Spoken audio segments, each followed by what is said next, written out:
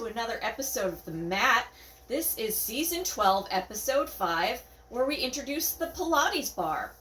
My name is Kat Wendorf, and I am a Nesta certified sports yoga instructor living here in Port Orange, Florida. And that is in Central Florida, for those of you that aren't familiar, about an hour and a half from the Orlando Disney area. And I'm about 15 minutes shy of Daytona Beach, and I'm 15 minutes away from the beachside where I live. So that's just a little bit about me.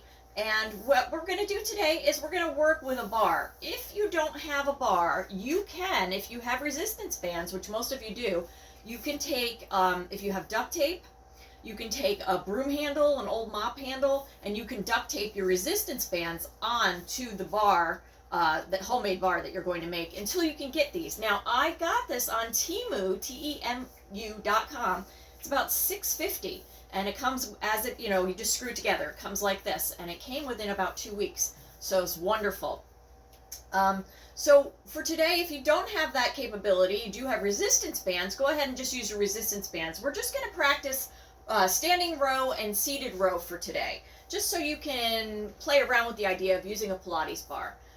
Resistance bands in general, whether it's with a bar or not, it helps to work with gravity and with our body to help to build up the momentum that you would with lifting weights. So you're working those muscle groups by using your resistance bands the same way you would with weights, okay? It's just a little bit easier for some of us that maybe have mobility issues to work with a resistance band than it is to sometimes lift a heavy weight and hold it in place.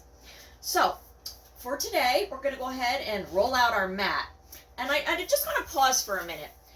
A lot of us start the new year with intentions, with goal lists, with resolutions. And then today, being the 31st of the month, by this point, by the third week of January, it's very common for people to fall into a rut and fall out of those goal expectations that they made for themselves. And so then you find yourself a little frustrated by the end of January, as if you're not keeping up with what you promised to yourself. And so you may feel a little bit down on yourself. And I just want to say, today being the 31st, let's take a deep breath and let's turn the page of the calendar into February with a different mindset. Just repeat after me. I am going to do what I can accomplish today. I am going to do what I can accomplish today. That is a goal in and of itself, because you're promising to get through the day, to do the things that are in front of you. So if you can do that, then you've achieved what you need to do for your resolutions. So don't worry about that long to-do list. Take it in increments. That's just my suggestion to you if you're feeling what most of us are feeling by the third or fourth week of January. And so we're going to roll out our mat. And the reason I called my series 12 years ago The Mat is because everything in yoga starts from being grounded, from the ground up. We roll out our mat and we dedicate this time to coming in and sharing outward with our yogic community. And this is where it all begins, and where it all ends is on the mat. So for me, the mat has a strong significance. So roll out your mat for me. Take your resistance bands or your bar or your homemade bar, and go ahead and put your tookies in to the bottom of your straps on each side. Okay? I have to be careful with this left foot. It's still healing post-break. So, okay. Please be gentle to your body. Okay, so resistance. Why do we use resistance bands? Some of us have trouble with weights. Weights are heavy, they're clumsy, they're dangerous. There's a lot of things with safety that I'm going to remind you of quite often. And if you're prone to broken bones, if you have osteoporosis or any bone density problems, you should work with resistance bands. They're gentle, they're safe. You're not going to drop anything on your foot or your legs or your arms and hurt yourself. Whereas with the weights, although they're fun and although they're great in kettlebells, they're heavy. And sometimes things get sweaty and we drop them. It happens. You don't want to have an accident. So please, osteoporosis people, invest in the $6.50 and buy yourself this Pilates bar. Okay, so we're going to go ahead and we're going to do a standing row. As we do a standing row, we're going to breathe and we're going to do our inhalation and exhalation, okay? So what we're going to do for this is we are going to inhale up,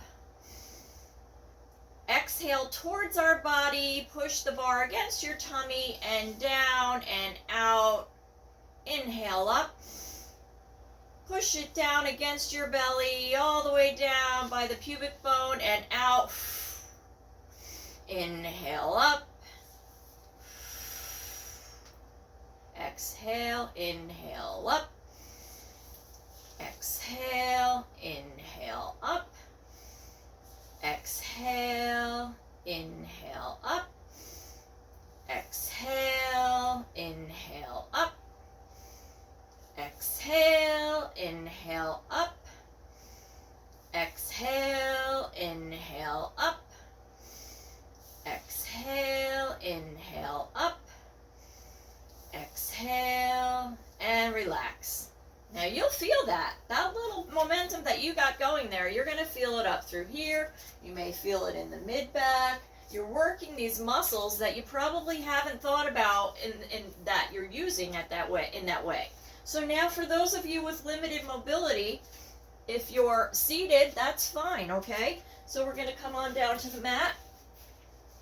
Same thing, okay? My legs are in. I'm going to stretch all the way out, okay?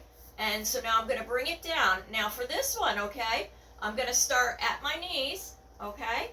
And I'm going to inhale to the tummy, exhale, push forward with the rowing motion. Inhale to the tummy, exhale, that's 2. Inhale to the tummy, exhale, that's 3. Inhale to the tummy, exhale, that's 4. Inhale to the tummy, exhale, that's 5. Inhale to the tummy, exhale, that's 6. Inhale to the tummy, exhale, that's 7. Inhale to the tummy, exhale, that's 8.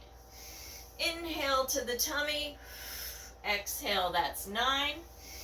Inhale to the tummy, exhale, that's 10, and let it go, and just maybe shake the knees a little bit, maybe bend in and out. And there you go, you have done it, okay? So now, while we're down here, let's throw in a bonus seated one for those of us who have to do it seated, okay? I want you to make sure you adjust your straps on this one, put it up to the top of behind your toes like that, okay? So you're getting a little bit more resistance, okay? Now I want you to lift it up, lift the bar up, and I want you to bring it over behind your neck, okay? And just feel that and hold that, and I want you to breathe in, and exhale, lift it up over your head and back down to your knees. That's 1.